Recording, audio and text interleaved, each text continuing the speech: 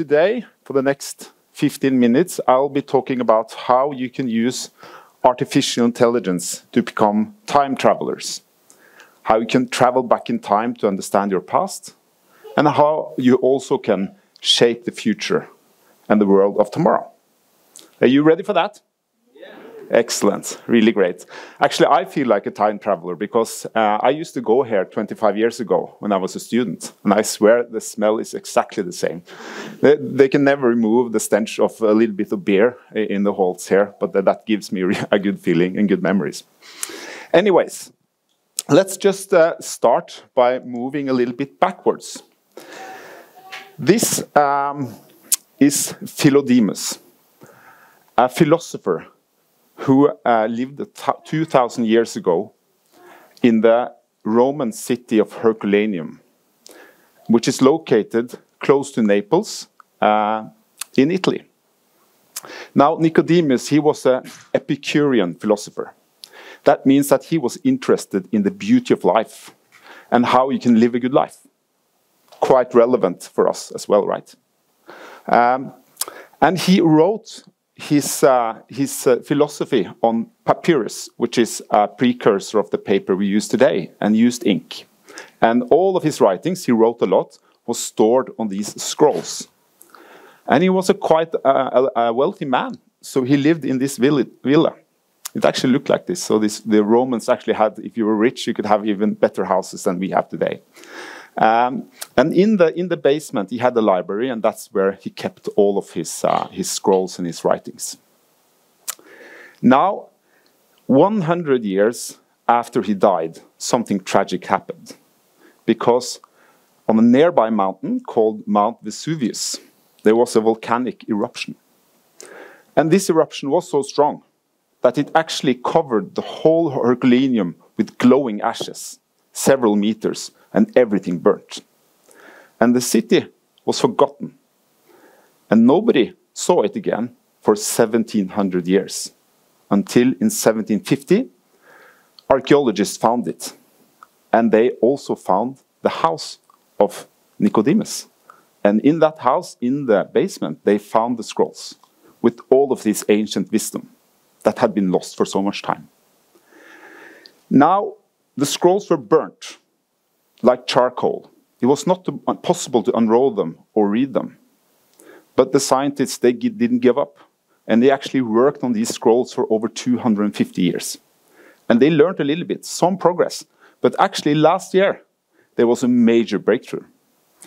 Because a group of computer scientists, not much older than you guys actually, used a combination of computer vision and machine learning to separate the charcoal and the ash from the ink. And they were able to read what was on the scrolls. 5% at start, but they will be able to read 95% of it. And actually last year, because of this, they discovered the burial place of Plato, the most famous philosopher of all. Exciting, right? Yeah. But you might think that this is only for scientists. But that's not true. You can all travel back in time with your phones. Because if you do like me, if you're interested, let's say, in Queen Elizabeth I, the most powerful female ruler of all time, she lived in the 1500s. And she wrote lots of letters. Many of them are hard to read. I am very interested in those letters. But I can't read it. So I flip up my phone, use ChatGPT 4.0, the latest model that just came a couple of weeks ago. Computer vision is fantastic. It just reads a letter. This is a letter that actually says something about her suspicion against Mary, Queen of Scots, a relative that she later got beheaded. But it's not only for these historical things. You can discover your own past. This is a letter from one of my ancestors who emigrated to the US from Norway because he was very poor, long time ago. And this is a letter from 1952 where he writes, he's almost 90 years old, and he has a shaky handwriting. I had the trouble reading those letters. But just using my phone, I can read what he said. So I'm traveling back in time. Okay, But I think that we kind of need to take a step back. I'm the first presenter. You're going to hear a lot about artificial intelligence from experts. I'll just give you the crash course. Artificial intelligence is really machines that think. They are computer programs that are able to do cognitive tasks that we previously thought were reserved for us as humans. Okay? And they've been around since the 1950s. And they evolved. If you came to a doctor's office the year I was born, in 1973, you could bump into a doctor who had a big computer where diagnosis criteria were hard-coded into the computer. So if you gave your symptoms, the doctor could plot them in and get a prediction of what type of disease you had. But the system would not learn anything. It would be the same answer every time. Now, later, we move into a phase where scientists start developing something called machine learning. This is also about statistics, and it's also about prediction. But what happens is that every time that system for diagnosis makes a mistake, there's a feedback loop to the system. So the statistics or the weights in the model are changing every mistake. Prediction, and then it becomes smarter and smarter the more. And those machine learning models are the same that you use when you sit on your TikTok or when you use social media. It's the reason why you get posts that actually hit you, that you want to look at, because the system has learned and become extremely powerful and understanding exactly what you want. So this is a powerful tool for the large corporations to make money. But it's not really a tool that all of you can use all the time. Until we got generative AI, the breakthrough that happened with the launch of ChatGPT in November 2022, we all got extremely powerful AI on our phones. Generative AI is different from these predictive systems in the sense that it generates something. It's in the word, right? You can generate new text, images, videos, and so on. You can create things yourself. That's why I think that you guys just are going to start your career at the start of a technological revolution where you all have the power to use these tools. It's fantastic, I think. Okay. There are risks, but it's fantastic because you can, of course, create text. You do that. I know you already do it. But you can also create fantastic images, and you can create computer code. You can make your own computer games. You can do analytics on huge data and understand things that you haven't seen before. You can create videos that are completely photorealistic. You can record your voice and clone it, and you can actually participate in a meeting without being there. Just call what you're going to say. And most fantastic of all, you can be part of medical research. You can model the human cell. You can create the 3D images of human cells. The folding of the proteins within the cell, that's a very old medical problem that is now being solved by AI.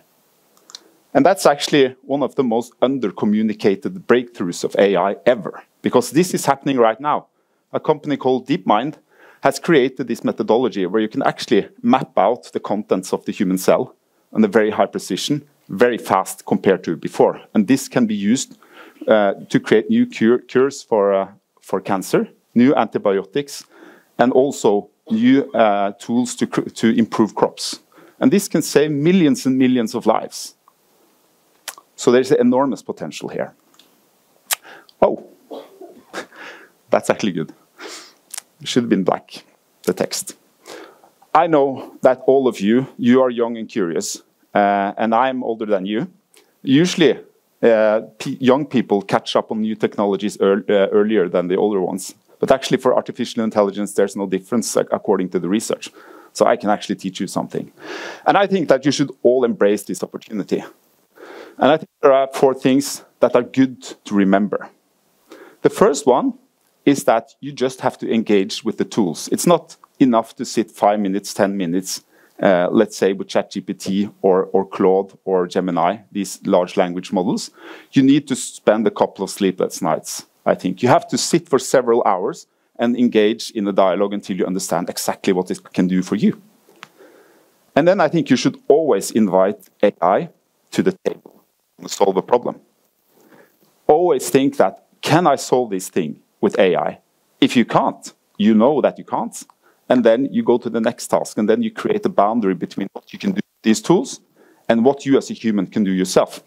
Because that's quite important that you learn what your role as a human should be. Because when you are going into your careers, I am convinced that these tools are going to take away so many of the things that you would normally do today, repetitive things that you don't have to do anymore. So you can really excel in the things where you are best as a human, where you have the most talent. Focus on that. And lastly, expect that these tools are going to change fast. The AI we have today is the completely worst AI you will ever see, because it's going to be different tomorrow and the day after. So expect change and be super curious. Thank you.